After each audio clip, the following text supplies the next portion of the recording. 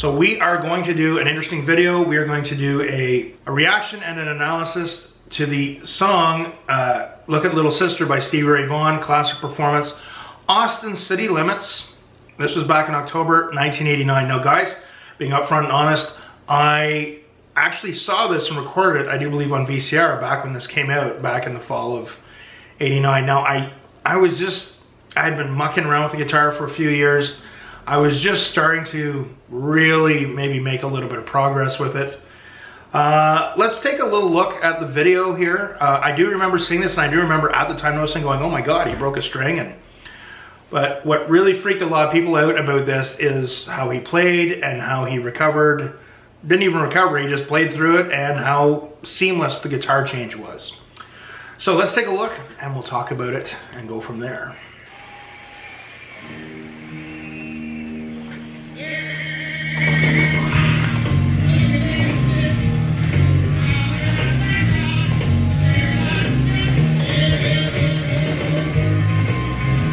So it looks like we got a blues and E happening, eh?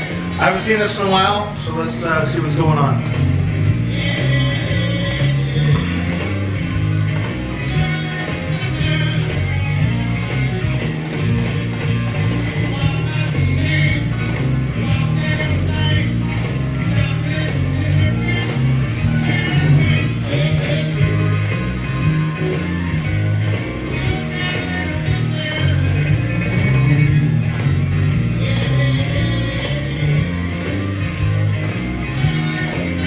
So it sounds like a blues and E, right? So you have your 1 is E, you got your A and your B, and your 3, 4, and your 5.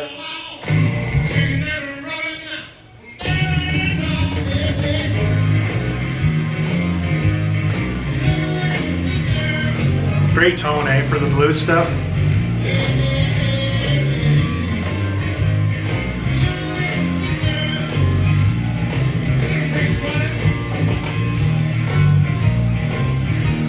So now Reese Winans, the keyboardist, Double Trouble, they were a band for a long time, and then they got to know him and they added him on keyboardist, and he's a wicked keyboardist. Okay, so they're doing a solo over an E blues progression here. I like watching him, he's a really fun keyboardist to watch.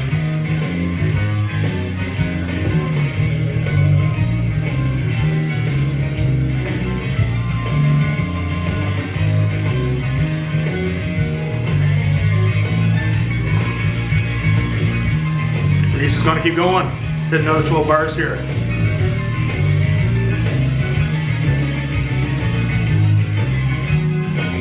One to 4. Back to the 1. The 5. Love Stevie's little improvisations and little fills he does. Here we go.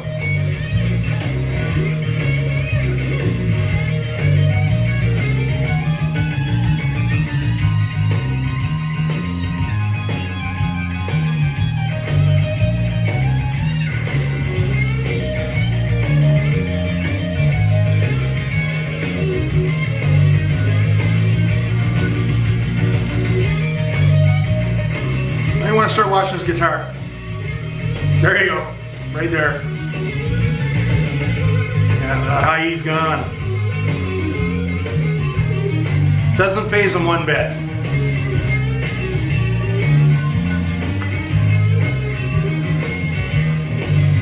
Little look over to the roadie, gives him the single.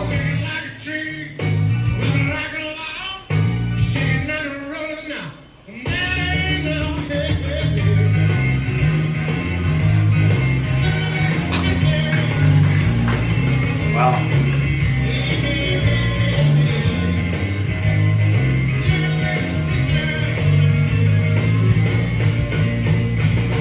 Okay, so that's the main part that really gets everybody, is how he just bounces back from that. He didn't miss a beat. Guys, playing live, you learn so many lessons, you get so much experience that you're not going to get just jamming in a garage with some friends or playing in your room. So my understanding with Stevie Ray Vaughan is he started gigging professionally quite young. And I think it might have even been in his mid-teens. He had an older brother who was a great guitar player himself, Jimmy Vaughan. He went on to play with the Fabulous Thunderbirds. That there, my friends, that's just years of experience. You know, probably when they started out, they didn't have roadies. So he's used to doing that. If he breaks a string, he just finish a song and then change guitars in between songs, and that's just experience, right? A lot of people that aren't experienced are gonna panic, they're not gonna know what to do, they're gonna like be freaking out. Everything I've read about Stevie Ray Vaughan, like when I was really starting to get going on the guitar, late 80s, early 90s, I remember when he died in 1990, it was in all the guitar magazines. Everything I read about him is that he was a very humble individual. He wasn't arrogant, he wasn't like, hey, look at me.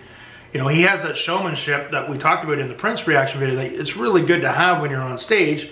He's a guitar player, he's doing his thing. But he was a very humble guy. But in another way, the way he does that so awesome, he's almost saying, indirectly, I'm the man. And he is the man. My God, he's a legend. One of the cool things to note is that when he's playing, he's using a Fender Strat. Now I have a Strat here.